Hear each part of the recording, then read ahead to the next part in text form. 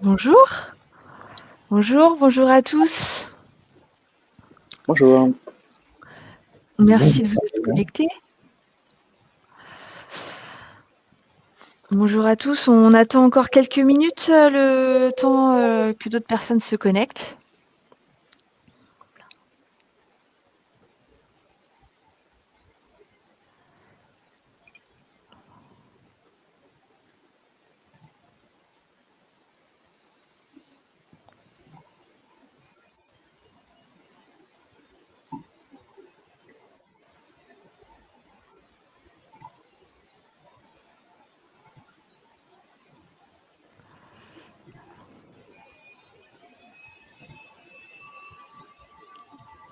Je pense qu'on va pouvoir commencer ce webinaire d'ici 2 minutes.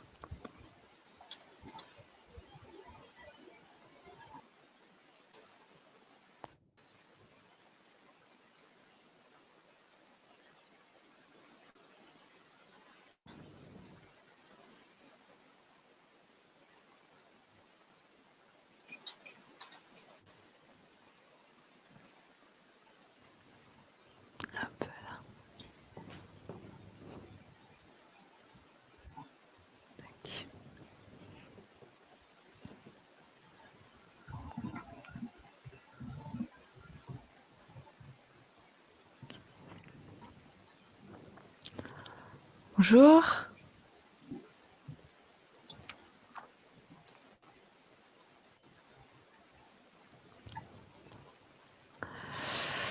Bonjour.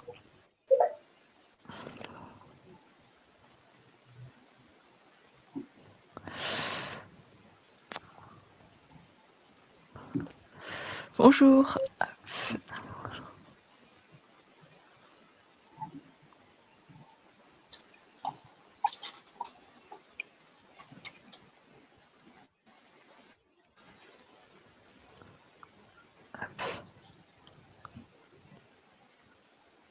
Bien, bonjour aux derniers arrivants. Je pense qu'on va pouvoir Ouais, commencer sur l'introduction. Ça fera venir du coup les dernières personnes et puis on mettra de tout à raccrocher tout fait. ça. Donc bonjour à tous. Ravi en tout cas de vous accueillir en cette fin de matinée pour ce webinaire. Je m'appelle Guillaume Degré, je suis directeur associé de l'agence Open Meeting et donc je suis accompagné notamment de Karine. Bonjour à tous. Donc, je suis Karine Guillemet, responsable marketing de NBS System, et nous sommes ensemble pour une trentaine de minutes. Donc, NBS System est spécialisé dans l'infogérance e-commerce, c'est notamment notre sujet principal aujourd'hui, et la cybersécurité. Et donc, côté Open Meeting, nous sommes une agence spécialisée en acquisition de trafic, donc référencement naturel, référencement payant, web analytics, et une sorte de solution web marketing. Et donc, nous avons eu l'idée de créer ce webinaire, parce que nous travaillons avec NBS et avec l'équipe de Karine depuis quelques mois. Donc, nous avons des sujets, en tout cas, en commun, d'où l'idée de créer ce webinaire. Tout à fait, on s'est rendu compte en fait qu'on avait surtout un objectif commun autour de nos clients qui est de booster leur plateforme, notamment les plateformes e-commerce autour de ce webinaire, pour que les plateformes donc transforment plus et un meilleur SEO et puis soient plus performantes de façon générale. Donc, pour mener ce webinaire, nous avons donc deux intervenants qui sont donc Kevin Baud, que je vais laisser se présenter rapidement juste après, et donc Jérôme Dubar, qui est consultant SEO chez Open Meeting. Monsieur, je laisse la parole. Eh bien, bonjour à tous, bonjour à toutes. Merci Karine, merci Guillaume et merci Jérôme pour l'organisation de ce webinaire. Je représente NBS pour l'entité en fait DevOps. Ce que fait NBS, Karine l'a bien résumé, on est spécialisé sur l'infogérance de plateformes et la sécurité. Donc la sécurité, c'est la spécialisation depuis le début de NBS. La société est très focus sur les aspects sécuritaires de nos clients. Donc, durant ce webinaire, il sera question il sera question de problématiques liées à l'hébergement et plus particulièrement liées à la sécurité et à la performance de vos applicatifs métiers. Et dans un second temps, il sera question du référencement. Donc, Jérôme prendra le lead à ce moment-là sur la partie SEO. Jérôme, je te laisse te présenter. Oui, je vais faire bref. Effectivement, je suis Jérôme Dubar, donc consultant SEO pour Open Linking avec pas mal d'années d'expérience et puis pas mal justement d'expérience sous Magento. Donc, ça va me permettre de vous parler de ça tout à l'heure. Voilà. N'hésitez pas, si vous avez des questions, à les poser dans l'onglet questions à droite de votre écran. On pourra y répondre en fin de webinaire. Puis Kevin, je te laisse la parole et les slides. Eh bien, merci Karine. Donc, on va pouvoir commencer. Les problématiques, elles ont déjà été citées. Je vais juste vous les rappeler. Donc, elles sont au titre de 2. La première étant les pratiques à adopter pour améliorer les performances de votre boutique en ligne. Donc, aujourd'hui, il sera question de Magento 2 plus particulièrement. Autrement, toujours sur l'aspect hébergement, finalement, en quoi ces pratiques impactent-elles positivement ou négativement le positionnement, donc le référencement de votre boutique en ligne?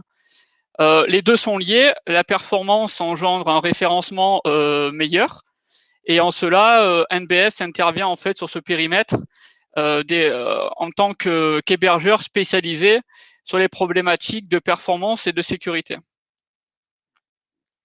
Donc, pour se dérouler, on va commencer par situer le contexte, de quoi on parle et finalement aujourd'hui, où est-ce qu'on se situe. Magento, c'est un produit qui commence à avoir un historique de quelques années. C'est un produit qui est sorti sur le marché en mars 2008.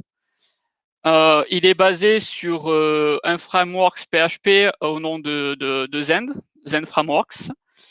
L'origine du produit, c'est l'éditeur Variant, donc c'est un éditeur américain qui a émergé sur le milieu de l'e-commerce en 2008. Ce faisant, l'éditeur a mis en place au cours des années différentes versions du produit, la version entreprise, la version professionnelle, donc entre 2009 et 2010. Aujourd'hui, on ne parle plus de version entreprise et version professionnelle, on parle d'une version commerciale et une version open source. Magento a été introduit en tant que société en 2010 pour des raisons de branding. Donc, Variant, l'éditeur, est devenu Magento Inc. pour Magento Incorporation. Puis, en 2018, Adobe, Adobe, l'éditeur que tout le monde connaît, a racheté Magento pour la somme modique de quasiment 2 milliards de dollars. Alors, qu'est-ce que c'est Magento finalement? Magento, c'est 30% du marché des solutions e-commerce. Donc, l'échelle, elle est quand même assez importante. On parle de 1/3 du marché professionnel des boutiques en ligne fonctionnant sur Magento. Ça représente un total de plus de 250 000 commerçants dans le monde. Donc, finalement, en quoi un hébergement efficient peut-il vous permettre d'accéder dans les premiers résultats au sein des moteurs de recherche et plus particulièrement Google qui occupe 90% de la visibilité sur le web. Donc, un site marchand qui est sur un hébergeur efficient, ça lui permet tout simplement d'être mieux classé dans les résultats de recherche, ce faisant d'atteindre la cible souhaitée et forcément de générer le chiffre d'affaires, donc d'atteindre l'objectif en termes de chiffre d'affaires. A contrario, un hébergeur ne fournissant pas une solution efficiente, effectivement, ça ne vous permet pas d'atteindre les premières positions et ce faisant, moins de clients et un chiffre d'affaires inférieur à celui que vous auriez projeté. Donc, de quoi on parle en termes d'efficience? il faut bien partir d'un constat pour pouvoir trouver une solution au problème. Donc le constat, nous chez NBS, on se focalise particulièrement sur le TTFB. Donc c'est une métrique technique qui signifie le time to first byte, et c'est le premier élément qui est envoyé à votre navigateur. Donc c'est le premier octet qui parvient à votre navigateur lorsque vous, client, ou vos clients accèdent à votre site. En découle une métrique importante, donc le temps de réponse. Hein. Il est recommandé par Google d'être au maximum à 240-250 millisecondes. Donc ça, c'est un constat que Google a fait sur un nombre très important de sites. Les sites qui répondent à un temps supérieur à 250 millisecondes ne seront pas aussi bien classés que ceux qui y répondent. Donc, on a plusieurs techniques et plusieurs pratiques chez NBS pour vous permettre d'atteindre cet objectif de 240-250 millisecondes. Donc, ce que vous voyez en dessous, c'est le test que l'on a effectué sur le site de NBS System. Donc, le temps de réponse, il est de 225-230 millisecondes, ce qui nous permet d'avoir une réactivité très importante lorsque vous naviguez sur notre site, et de ce fait d'avoir un classement efficace dans les résultats de recherche. Ce n'est pas le seul critère, mais c'est un des critères qui est favorisé par les moteurs de recherche aujourd'hui. Donc, chez NBS, comme je vous l'ai expliqué, on a plusieurs technologies employées au sein de nos plateformes pour vous permettre d'atteindre cet objectif de réduction du time to first byte.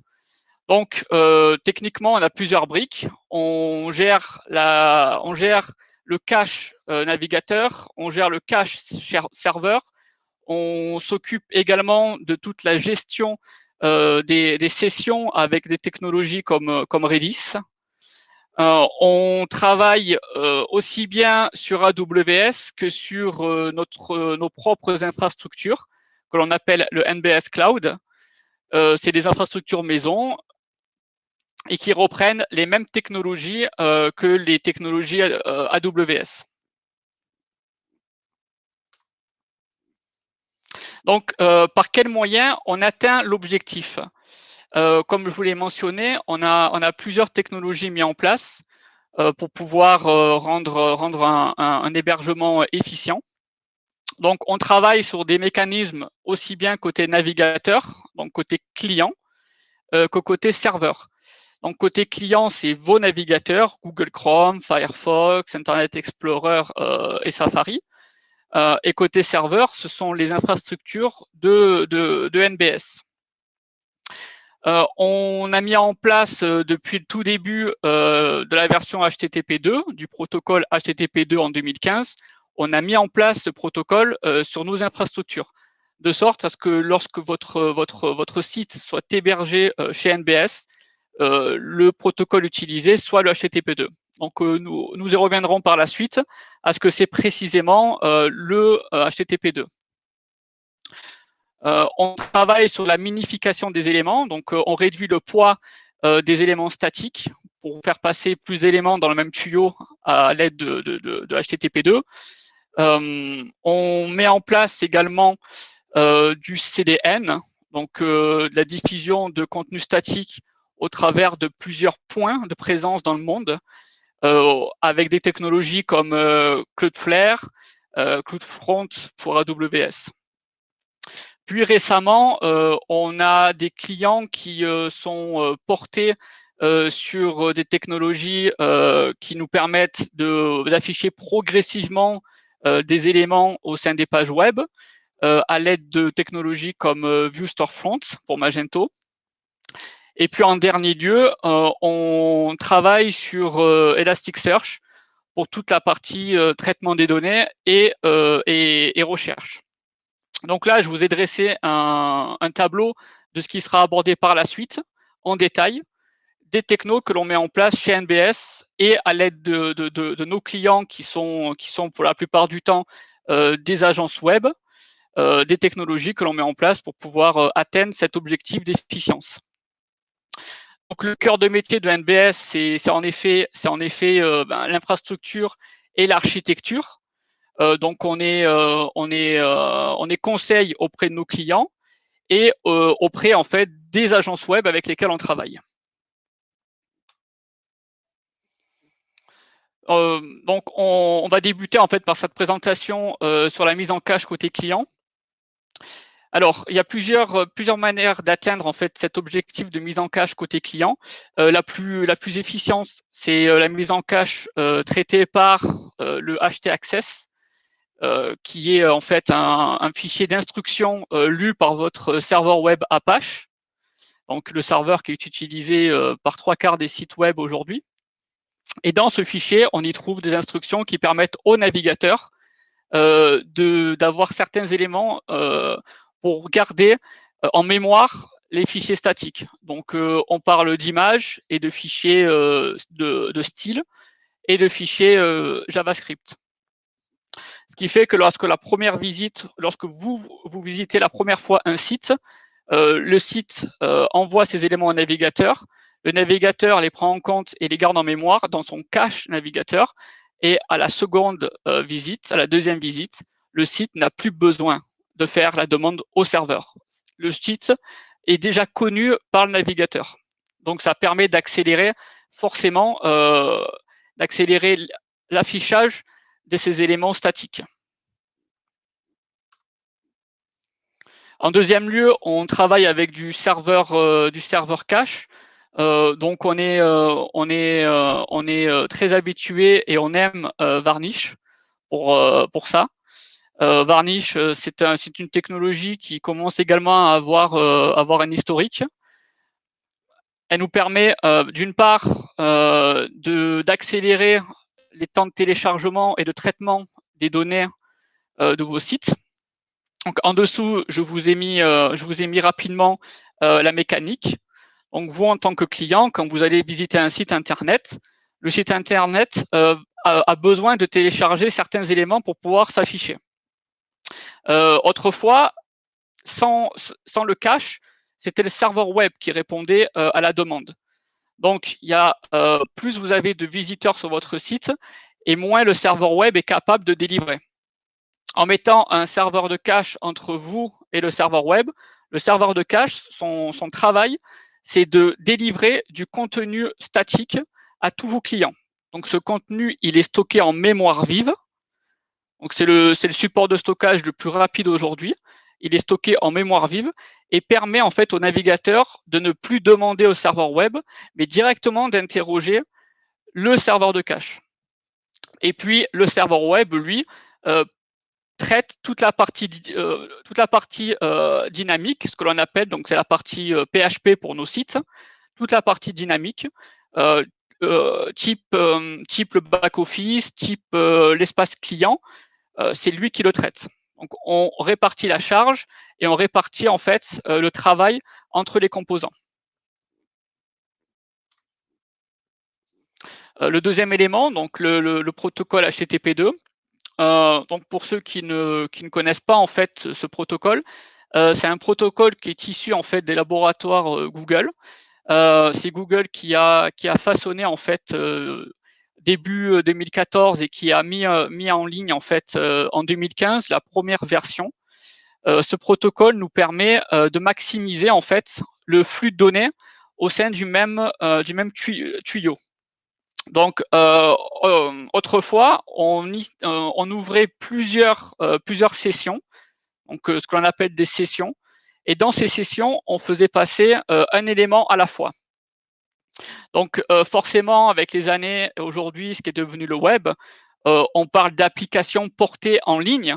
Donc, on ne parle plus d'applications natives sur un téléphone, on parle d'applications en ligne. Ce qui signifie des applications beaucoup plus lourdes à charger pour le navigateur. Donc, Google a pris en considération en fait ces facteurs de chargement et de poids d'application pour développer HTTP2. Aujourd'hui, on n'a plus besoin d'initialiser plusieurs connexions pour faire passer dans le tuyau un élément à la fois. On initialise une connexion, donc on ouvre un seul tunnel, et dans ce tunnel, on y fait passer en fait tous nos éléments.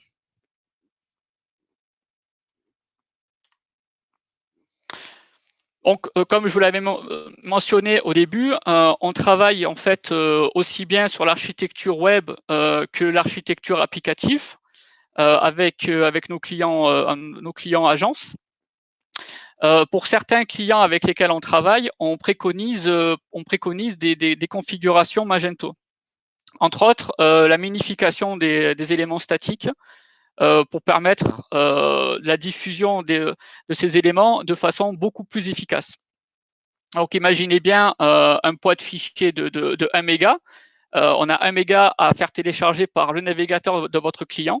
Aujourd'hui, avec l'optimisation de ces éléments, on peut réduire fortement en fait le poids de cet élément téléchargé. On parle d'un facteur de 10. Donc, on passe de 1 méga à 100 kilooctets. Et ça fait une différence. Ça peut changer la donne lorsque vous avez un site qui a besoin de télécharger beaucoup d'éléments à la fois. Ça, ce sont des optimisations applicatives. Hein. C'est à faire directement dans le Magento. Pour nos gros clients, donc des clients avec lesquels on travaille et qui ont un besoin de diffusion important, qui ont une clientèle à l'international, on met en place du CDN. Donc, ça nous permet d'une part d'alléger la charge sur les serveurs web de NBS, d'autre part, forcément, de réduire la facture. Qui dit réduction des ressources utilisées, dit réduction de la facture. Donc ça fait du bien à tout le monde en général. Deuxième point qui est le plus important, ça permet en fait de rapprocher le contenu au plus près de vos clients. Imaginez que vous ayez une clientèle à l'international, en Chine, en Asie, aux États-Unis. Vos serveurs d'hébergement sont à Paris, en France. Vous n'allez pas dupliquer en fait tout le site à l'étranger sur 25 serveurs différents. Nous, on parle d'efficience. Donc, le CDN rentre en jeu à ce moment-là. Tout le traitement, il est fait depuis Paris. Par contre, la diffusion des éléments statiques, donc finalement, on parle des images, on parle des fichiers de style. Tous ces éléments-là sont directement en fait déportés sur les différents points de présence qui sont présents dans le schéma, de par les super pop. Donc, les points de présence sont répartis sur l'ensemble des continents. Et chaque client, en fait, télécharge depuis le point de présence le plus proche de chez lui.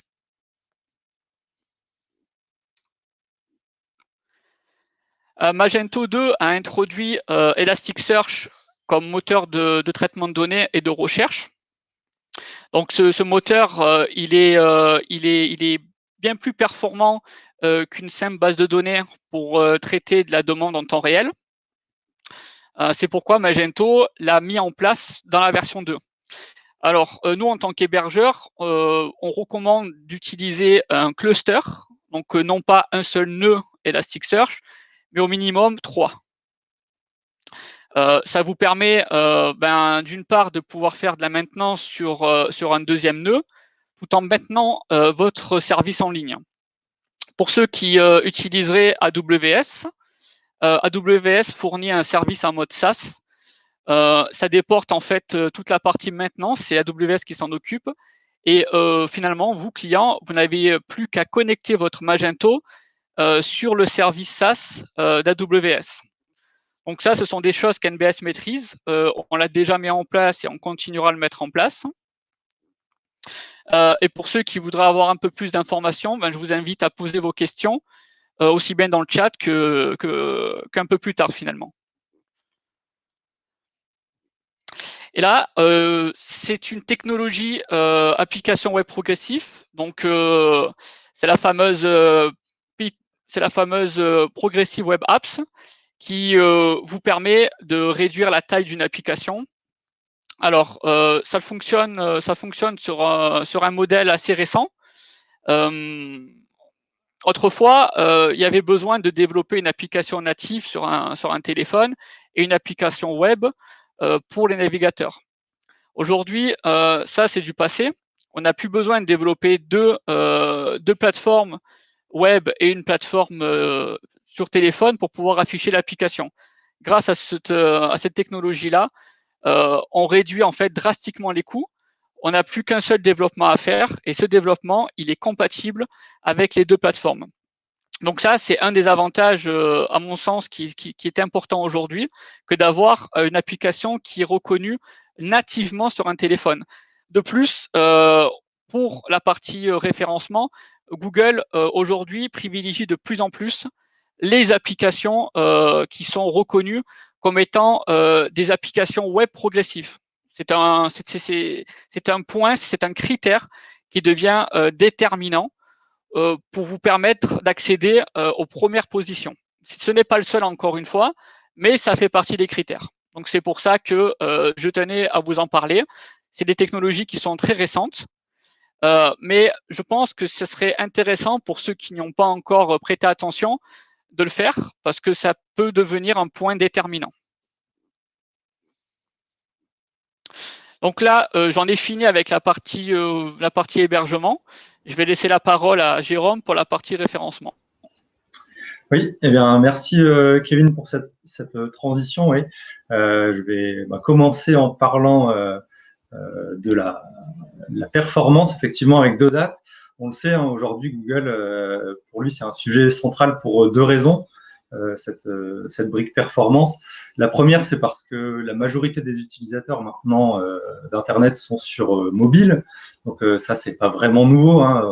On le sait depuis notamment 2018, où Google avait lancé sa mise à jour d'algorithme en se basant sur ce qu'il appelle l'index mobile first. Donc, il simulait son passage sur les différents sites depuis une version mobile. Donc, fin 2018, on estimait que c'était 50% du web qui était parcouru par Google comme ça. Et puis aujourd'hui, en 2021, c'est sans doute près de 100% du web qui est parcouru en version mobile.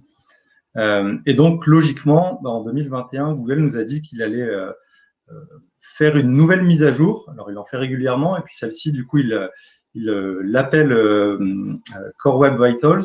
C'est une mise à jour qui vise à améliorer l'expérience utilisateur sur les sites en faisant gagner en temps de chargement. Ça rejoint un peu ce que Kevin a dit tout à l'heure. Hein, c'est pas anodin pour Google de mettre en place ce genre d'optimisation, parce que même si il y a de la performance, il y a de l'expérience utilisateur améliorée pour nous utilisateurs, pour Google, c'est aussi de l'économie d'énergie et de l'énergie consommée en moins par ses serveurs. Quand on sait qu'ils parcourent des millions ou des milliards de pages par jour, eh bien, c'est pas des petits bénéfices pour lui. Donc en tout cas, nous, ça, on va le monitorer via trois critères que je vous ai entourés ici en rouge, le FCP, LCP et CLS. Je ne vais pas rentrer dans les détails techniques de ce que sont ces indicateurs, mais en tout cas, en dessous, on voit que c'est vraiment des éléments qu'on peut monitorer.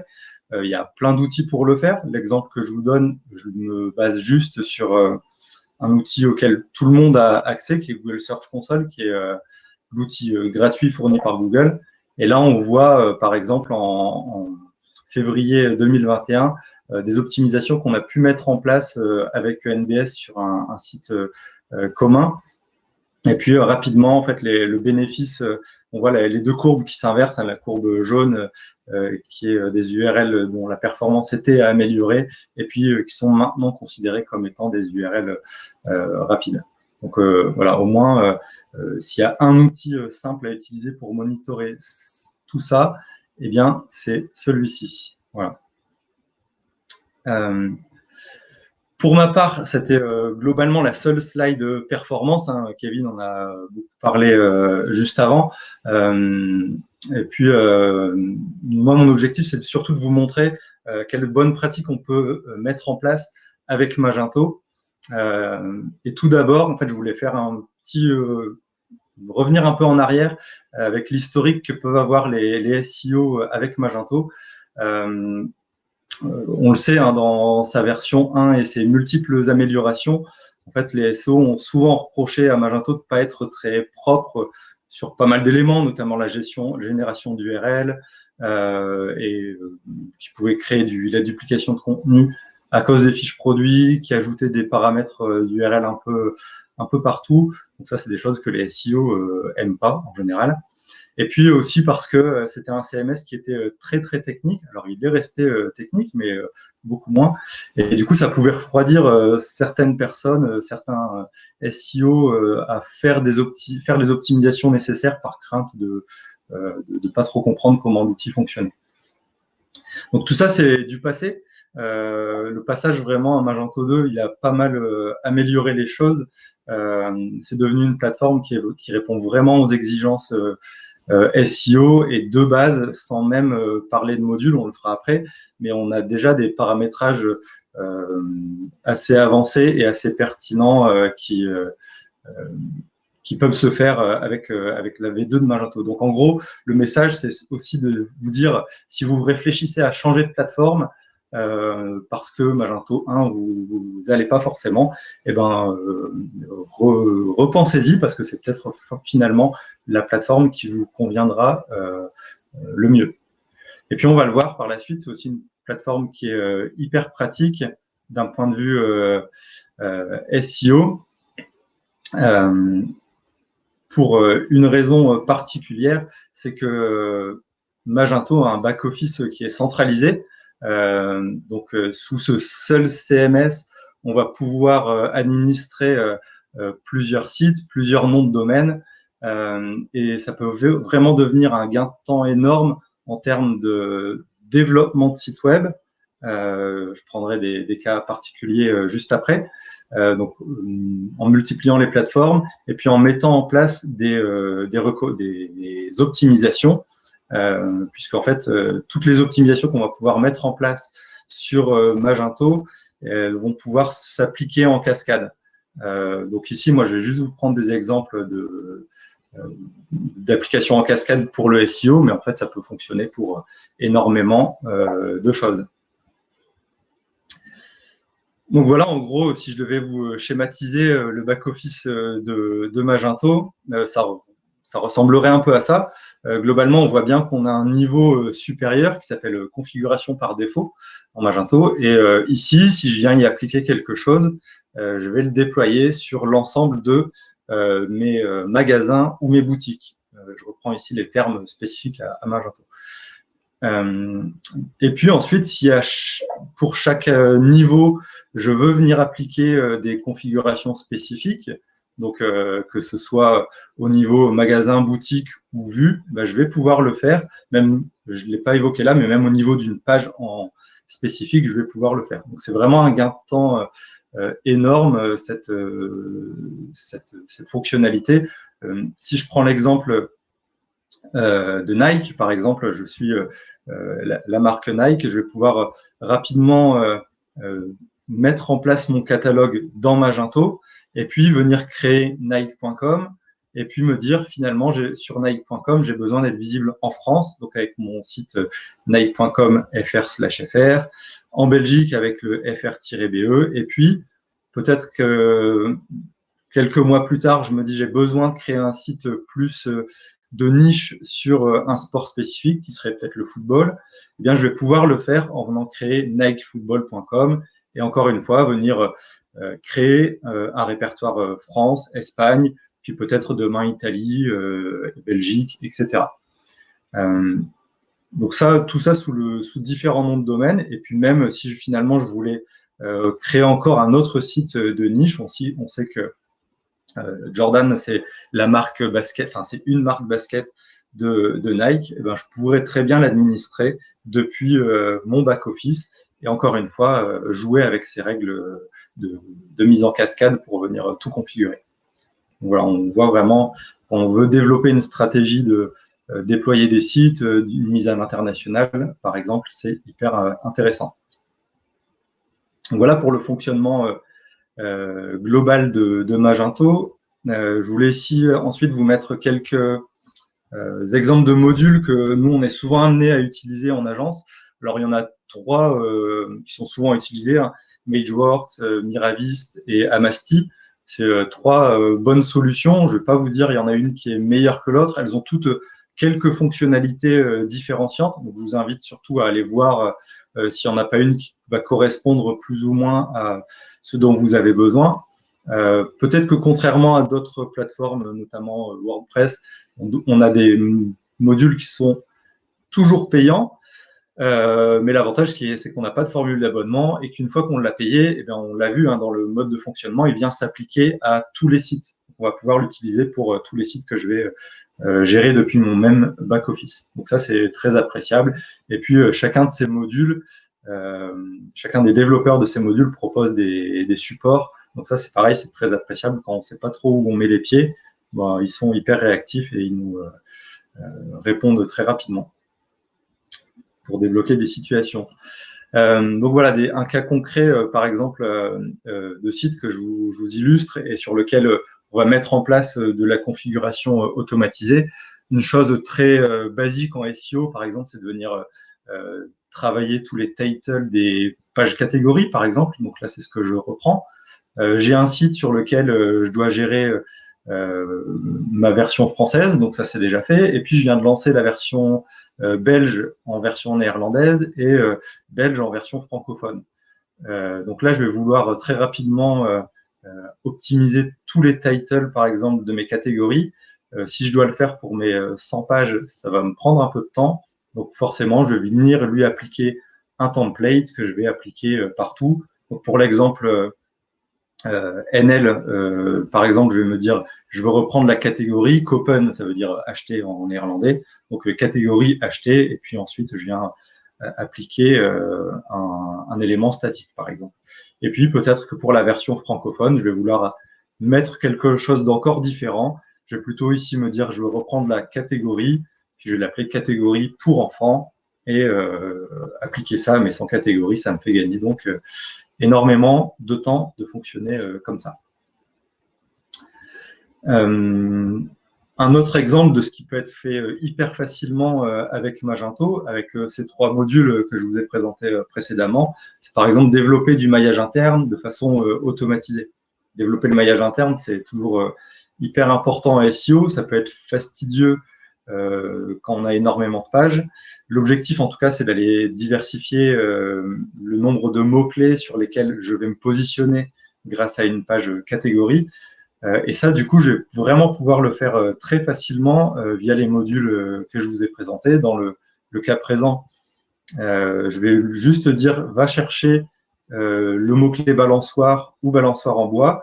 Et dès que tu les trouves dans un contenu, donc je vais lui dire, est-ce que tu vas le chercher dans un descriptif produit, un descriptif de catégorie ou même dans des pages CMS. Donc ça, je vais pouvoir le paramétrer et je vais lui dire, dès que tu trouves ça, tu me crées un lien vers la page de mon choix. Du coup, c'est en 3 minutes, voilà, pour l'exemple, je vais pouvoir appliquer et dire, voilà, j'ai mes mots. Dès que je trouve le mot-clé balançoire, j'ai créé le lien sur mes 3 fiches produits, là, dans le cas présent, il y en a bien plus sur le site. Donc, ça a automatisé cette création et ça m'a réellement pris 3 minutes pour mettre ça en place. C'est vraiment un confort très, très important.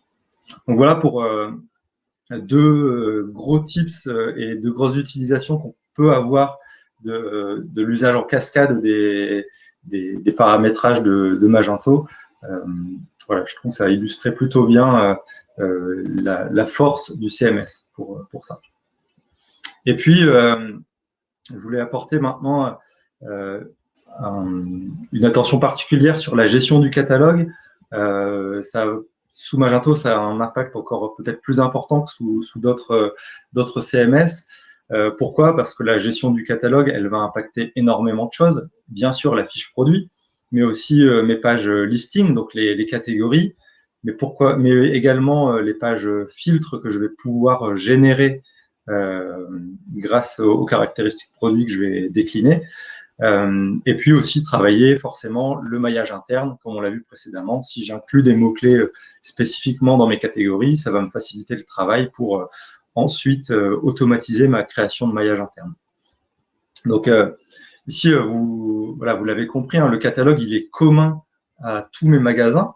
Donc, dans mon cas, par exemple, de Nike Football de tout à l'heure, ça va devenir hyper important quand je vais déployer des produits pour ce magasin, d'avoir une segmentation préétablie. Donc ça va me faciliter énormément le travail. Et puis, suite à ça, je vais aussi pouvoir me dire, si je m'appuie sur des caractéristiques produits, ici, je vous distingue 2 choses. En vert, des caractéristiques qu'on va considérés comme exploitables pour le SEO et d'autres qui vont pas forcément nous intéresser. Donc ici, par exemple, la marque, la couleur, l'application pour tel ou tel sport. Donc, si je reprends le parallèle avec Nike Football de tout à l'heure, par exemple, tous mes produits catégorisés chaussures de foot, eh ben, il va falloir que je leur, en amont, que je pense bien à ce que l'utilisateur va chercher autour de ce produit-là. Et par exemple, autour d'une chaussure de foot, il va peut-être se poser la question, est-ce que c'est une chaussure spécifique pour la pratique en salle, la pratique sur terrain sec, sur terrain gras? Et forcément, si j'ai construit tout ça en amont dans ma base de données produits, ben, je vais pouvoir générer automatiquement à la volée toutes mes pages filtres, chaussures de foot, plus type de terrain. Et du coup, ça c'est encore une fois un gain de temps énorme. Ça implique en revanche d'être hyper rigoureux sur la façon d'importer son catalogue dans le CMS. Donc voilà pour la partie catalogue également. Et puis, dernier point finalement qu'on va pouvoir amener grâce à Magento, une fois qu'on aura travaillé en amont ces différentes briques, c'est la brique du coup contenu éditorial. Voilà, une fois que tout ça, donc comme je disais, ça a été bien développé nativement, on va pouvoir, grâce à Magento, développer des pages CMS. Malgré tout, attention, hein, les pages CMS, elles ne fonctionnent pas forcément comme un blog, mais c'est pas grave, on a des modules qui font très bien le travail et qui vont pouvoir reproduire la structure d'un blog à travers Magento. Donc là, celui que je vous présente s'appelle Edworks. Ça va notamment me permettre de pas gérer deux sites, avoir à gérer deux sites, pardon. Donc, à la fois un Magento et un WordPress. Et si vous voulez récupérer des contenus WordPress pour les intégrer dans Magento, bah, ça c'est faisable également grâce à ce type de module. Les deux gros avantages qu'on va tirer finalement en SEO ou en tout cas d'un côté business de l'intégration de la stratégie éditoriale au sein de Magento, c'est que si je veux créer mes guides d'achat ou des conseils, je vais y intégrer directement les bons produits et ça va me faciliter le maillage interne et aussi améliorer la conversion sur mon site. Donc voilà pour boucler un peu tout ça, la dernière brique contenu qu'on peut venir ajouter à Magento. Et voilà, donc si je veux résumer ce qu'on vient de voir ensemble, c'est vraiment, on va se dire, grâce à NBS, on a créé toute cette architecture très solide et performante.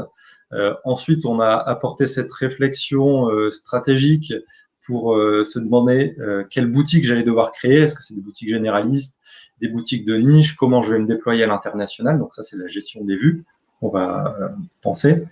Ensuite, toute la partie intégration des modules, les paramétrer, les rendre efficaces et améliorer donc la structure. Et puis, enfin, mieux exploiter son catalogue grâce à la façon dont fonctionne Magento, donc pour venir créer par exemple des pages filtrées intelligentes et performantes en SEO. Et puis, enfin, on vient juste de le voir, intégrer une strate contenu édito, toujours au sein de cette même plateforme et du coup gagner en maintenance, en temps de dev et puis en efficacité pour l'utilisateur. Voilà les 5 grosses briques que je voulais aborder avec vous sur le SEO et Magento. Voilà, je laisse place aux questions, sans doute pour Kevin pour commencer, et puis pour moi pour la suite. N'hésitez pas à poser vos questions dans les questions.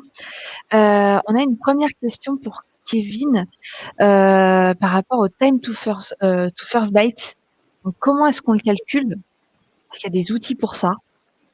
Oui, absolument, Karine. On a des outils, dont en fait la Google Chrome Console pour les développeurs. C'est une console qui est accessible depuis le navigateur. Je peux même vous partager mon écran. Très bien. Alors, partager l'écran.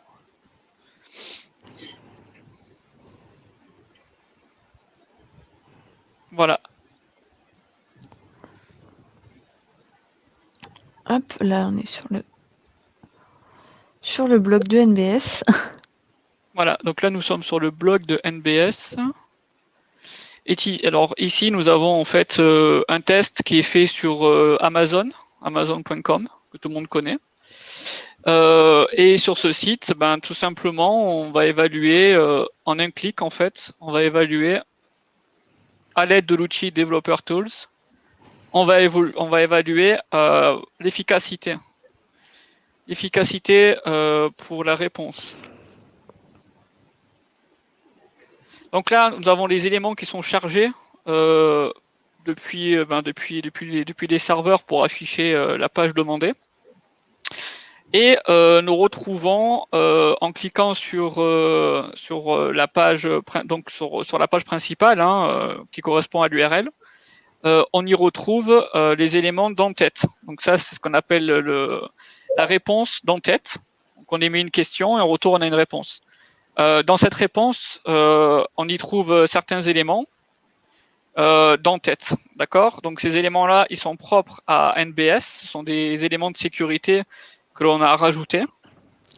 Par exemple, vous avez celui-ci, XNBS, etc.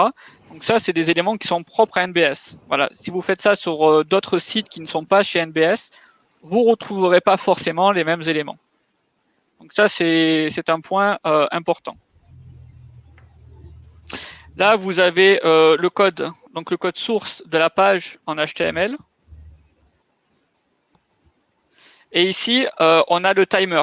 Donc le timer, comme son nom l'indique, en fait, il va simplement chronométrer, timer les temps de réponse des éléments qui sont chargés au sein de la page que je vous ai présentée.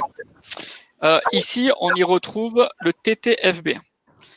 Donc aujourd'hui, depuis ma connexion Internet en ADSL dans la montagne, parce que j'habite en Haute-Savoie, pour certains si vous ne savez pas, ici j'ai 259 millisecondes.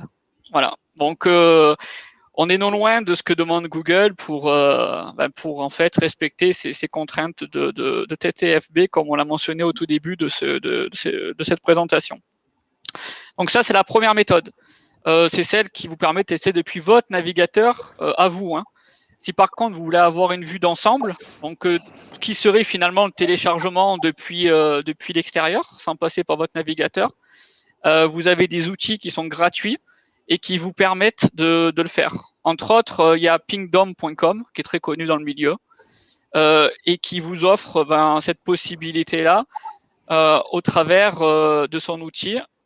Donc, vous avez juste à amazon.com. Voilà. Là, vous avez des points de présence qui nous rappellent le CDN.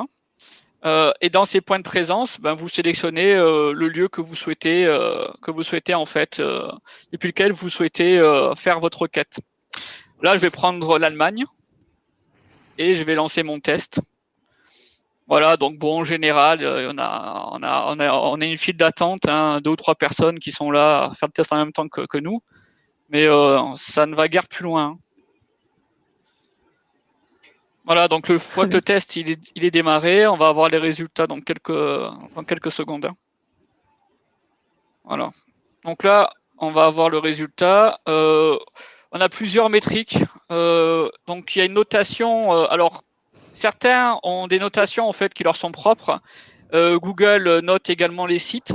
Ils ont un outil qui permet de le faire, le Speed Tools, je crois de mémoire. Et avec le Speed Tools, vous avez une notation qui lui est donnée. Mais grosso modo, on retrouve en fait les mêmes critères, plus ou moins, entre les différents tests de performance. Ici, on va avoir les critères de performance avec la notation qui va bien. Et quand le test fonctionne correctement depuis Pingdom, vous avez en fait les éléments qui sont chargés ici.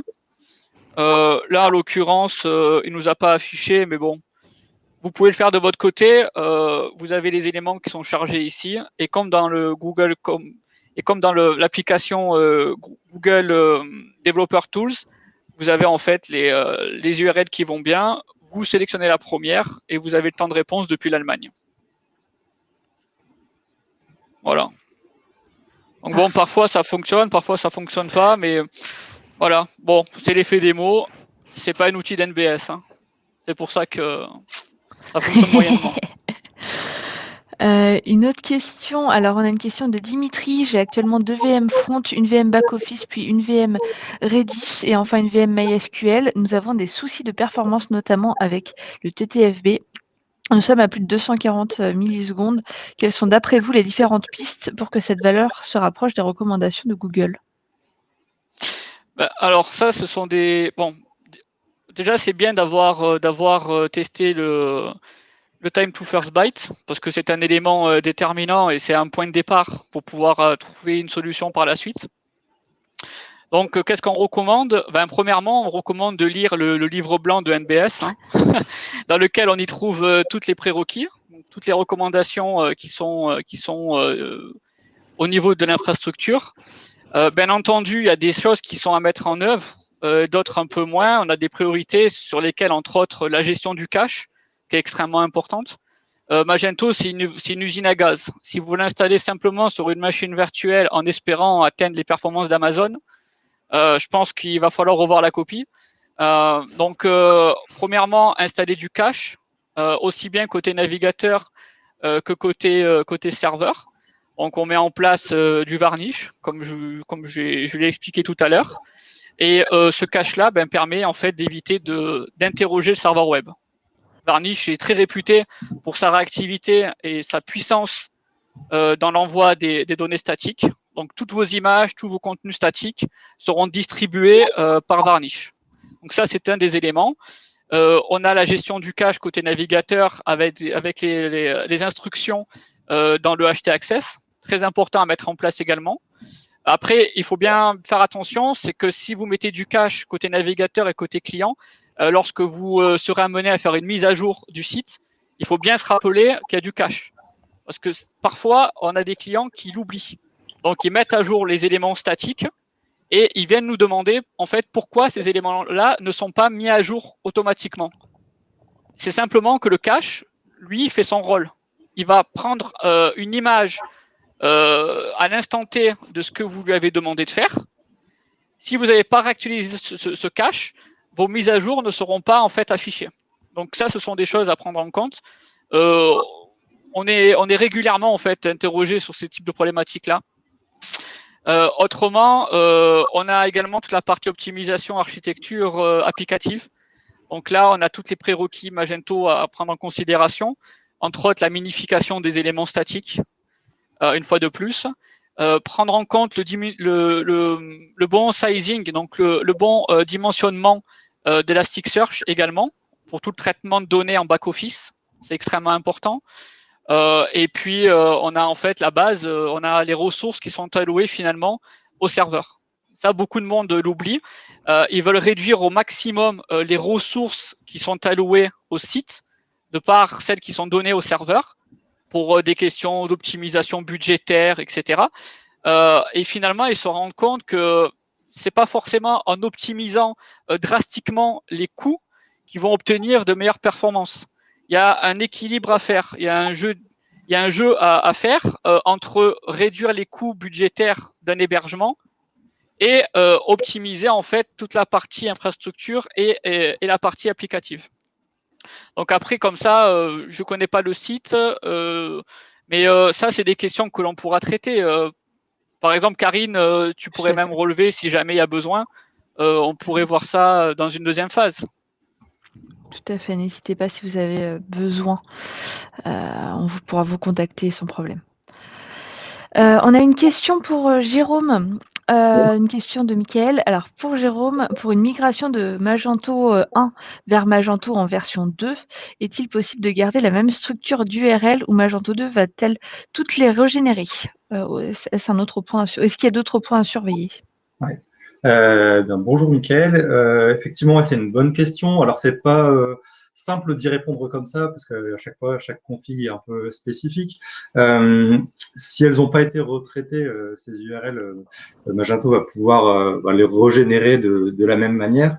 Maintenant, s'il y a eu des configs de mise en place en amont, il faut voir si le module qu'on va y mettre sur la version 2 on va pouvoir le paramétrer de la même façon. Donc, il y a peut-être effectivement des mécaniques à penser pour avoir à retravailler le moins possible les URL, ou en tout cas se créer des mécaniques pour générer les redirections hyper facilement. Donc, ouais, il y a plusieurs cas possibles. En tout cas, une chose qui peut être sensible, par exemple, c'est que les modules que j'ai présentés, par exemple MageWorks, il va permettre la génération d'URL filtrées. Donc ça, pareil, on va pouvoir paramétrer comment on nomme le préfixe du paramètre. Donc voilà, il y a tout un élément tous des éléments à configurer pour permettre de faire matcher du mieux possible les URL de la V1 avec celles de la V2. Et si c'est pas possible, en tout cas, effectivement, concevoir un plan en fait de redirection en se disant comment je redirige mes catégories, comment je redirige mes catégories filtrées, mes produits, etc. et comment je me facilite tout ça. Et après, effectivement, des choses, il y en a pas mal à anticiper au cours d'une migration. Hein. Forcément, on va repenser à... on a parlé de maillage interne tout à l'heure. S'il a été fait manuellement, ça peut vite poser problème, notamment si les URL changent. D'où l'intérêt parfois de gérer ça via des modules qui automatisent tout ça. Sinon, ça peut prendre beaucoup de temps à gérer. Et puis, par exemple, repenser aussi à tout ce qu'on va autoriser ou interdire via les fichiers robots.txt. Il y a pas mal effectivement, ça mérite une migration, en tout cas, de le faire avec rigueur, de se lister pas mal d'éléments et de se dire, OK, ça j'ai vérifié, c'est bon, c'est traité, et de le traiter point par point et de vérifier toujours le jour de la mise en ligne s'il n'y a pas des surprises. On essaie qu'il y en ait le moins possible, en tout cas. Pour pouvoir compléter également, du coup, on a un checklist avec un livre blanc qui a regroupé un ensemble de bonnes pratiques, notamment sur l'immigration de Magento 1 vers Magento 2, et je vais vous partager, vous voyez, hop, petit call to action pour pouvoir vous permettre directement de télécharger le livre blanc sur le site d'OpenMeeting. Parfait. Une autre question pour Jérôme, notamment par rapport au maillage interne automatisé que tu as pu présenter tout à l'heure. Est-ce que les 3 modules que tu as présentés le proposent, cette fonctionnalité ? Ouais, alors lui, les 3 le font. L'exemple que je donnais, c'était toujours avec MageWorks. Moi, pour le coup, c'est un module que j'apprécie particulièrement. Après, voilà, c'est aussi des questions d'affinité et d'habitude d'usage. Mais les 3 le permettent, lui. En tout cas, ouais, je vous invite vraiment à utiliser ce genre d'outils parce que ça peut vraiment booster la perf. Ça marche. Une autre question, cette fois donc de Sabine pour Kevin.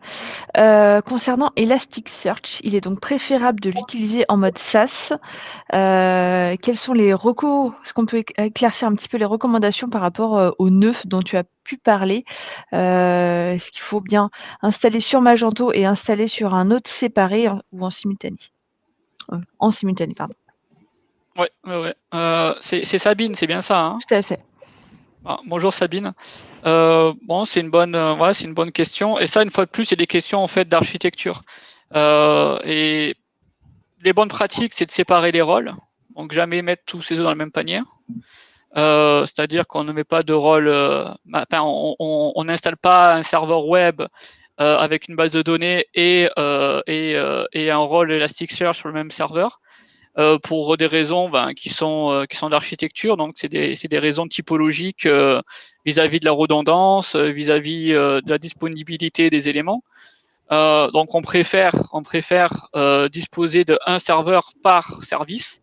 Donc là, dans ce cadre, on aurait un Elasticsearch qui serait sur un serveur et qui plus est en mode cluster. Donc on aurait au final 3 serveurs sur lesquels on aurait un rôle Elasticsearch. Après, techniquement, on a ce qui s'appelle des charts. Donc, Elasticsearch, c'est un moteur de traitement temps réel.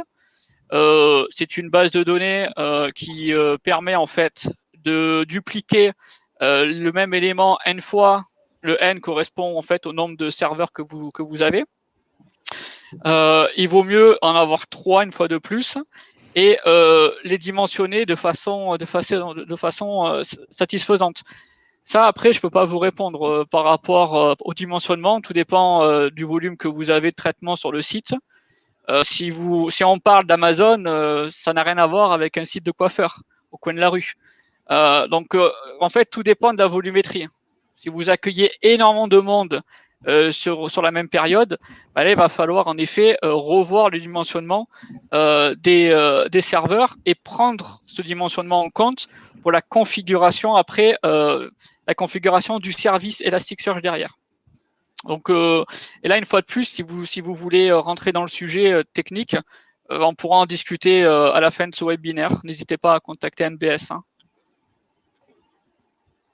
Je ne pourrais pas mieux dire. On arrive à la fin des questions. Si vous en avez encore, n'hésitez pas à les poser. Dans tous les cas, on les verra encore et on pourra y répondre dans l'après-midi par mail. Petite information, bien sûr, ce webinaire sera disponible en replay dès cet après-midi. Dès que le replay sera disponible, vous recevrez une petite notification. N'hésitez pas à télécharger les livres blancs, comme on l'a dit tout à l'heure. Et si besoin, vous pouvez aussi nous contacter, bien sûr, par nos sites web. Avec grand plaisir. On répondra aussi à toutes vos questions et on pourra échanger en profondeur. Hop. Je pense qu'on a fait le tour, Guillaume.